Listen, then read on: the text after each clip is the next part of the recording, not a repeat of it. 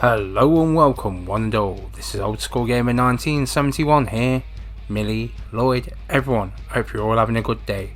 If you would, please like and comment. If you haven't already, please subscribe. Support the channel and help it grow.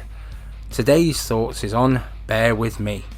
I've been playing this game for around 3 hours, and this is what I think.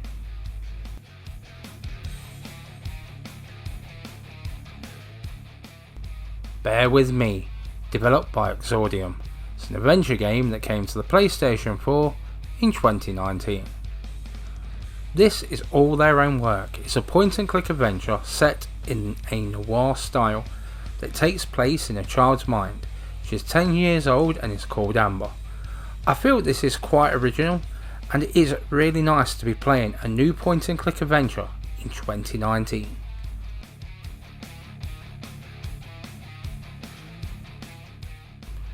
Exordium Games was founded in 2014 in Zagreb, Croatia, and are a developer of indie titles. They want to make quality games that are varied by genre and platform. They thrive on fast prototyping and looking to deliver fun to the gamer. They're looking to make games that innovate and invigorate, delivering fun games to the customer, whenever or however you choose to play. I just want to see what the developers come up with next.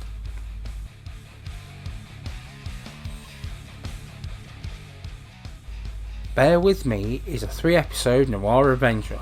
You play as Amber, a 10-year-old girl who awakens from a nightmare to find Millie, her giraffe friend, telling her of problems in Paper City, and that a red man is asking questions about her.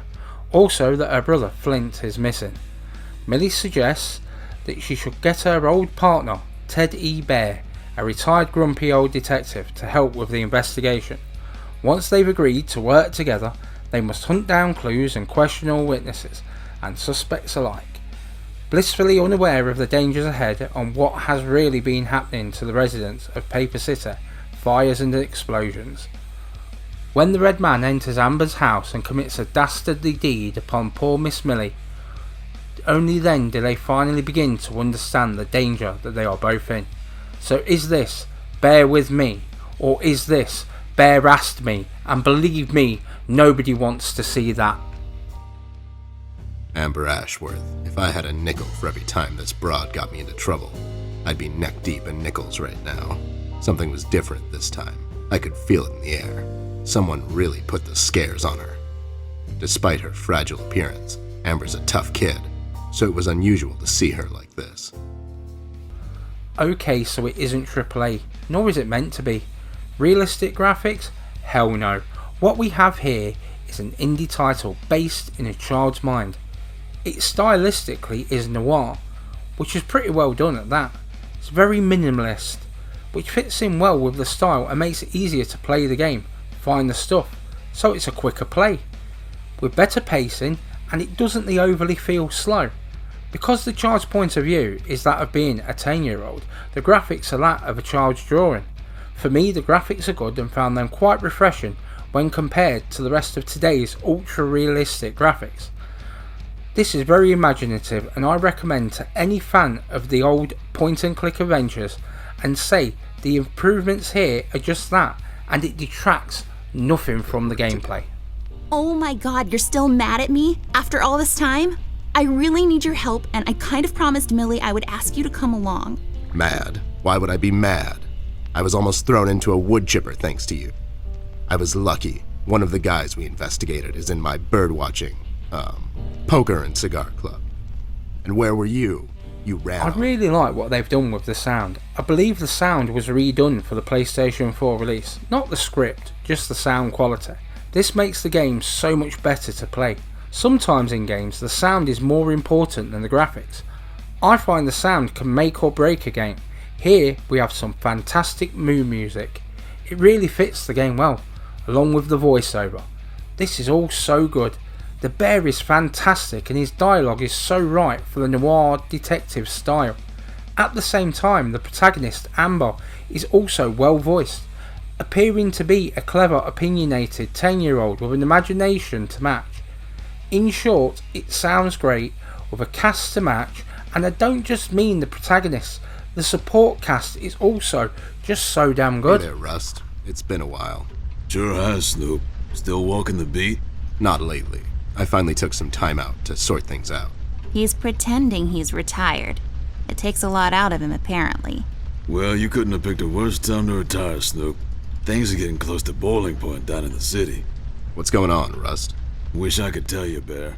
I'm as It clueless as... seems funny to me. I watched the point and click go from obscurity to prominence, and then from forgotten to a bit of a renaissance. Whether it's LucasArts games, Discworld, Leisure Suit Larry, Broken Sword, or early Clock Tower games. Recently, Broken Sword and Leisure Suit Larry have had sequels.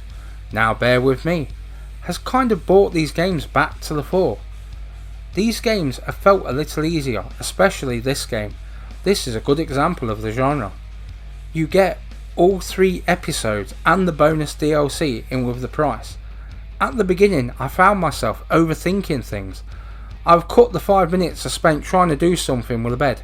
Come on, I expected something more than just the description.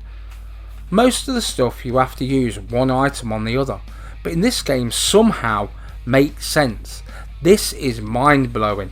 In the early days, you may as well click everything on everything else. Yes, Leisure Suit Larry and Discworld, I am looking at you.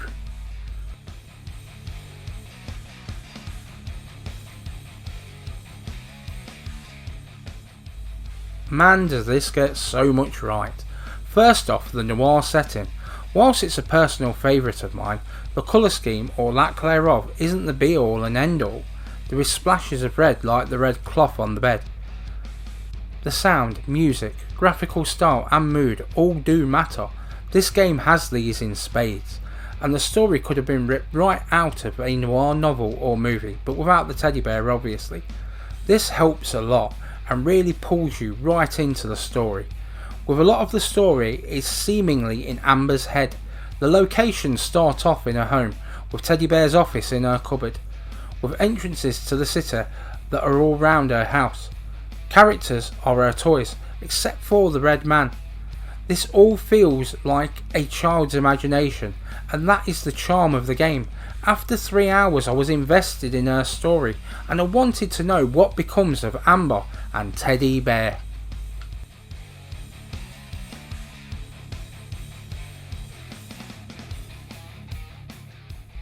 This was a pleasant surprise. The game's genre, the setting and quality were all unexpected. I expected a more telltale approach, and after 3 hours I preferred the point and click adventure we got. I think they got it right. They have the pacing so right here. The game starts off with a disappearance. Soon we have an arson, a mysterious red man and a murder of a stuffed toy.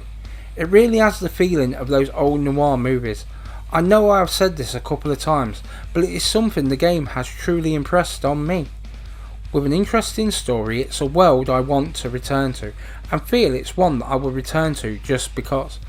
The game will not take too long, yet it isn't a short game neither. I guess it doesn't matter a bit about experience, and is more about your ability to spot things of use. So bear with me, it most definitely is.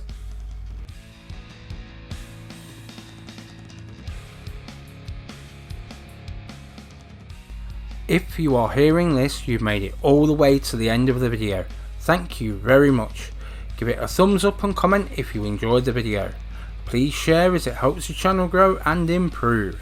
Enjoy your day. Old School Gamer 1971 signing off.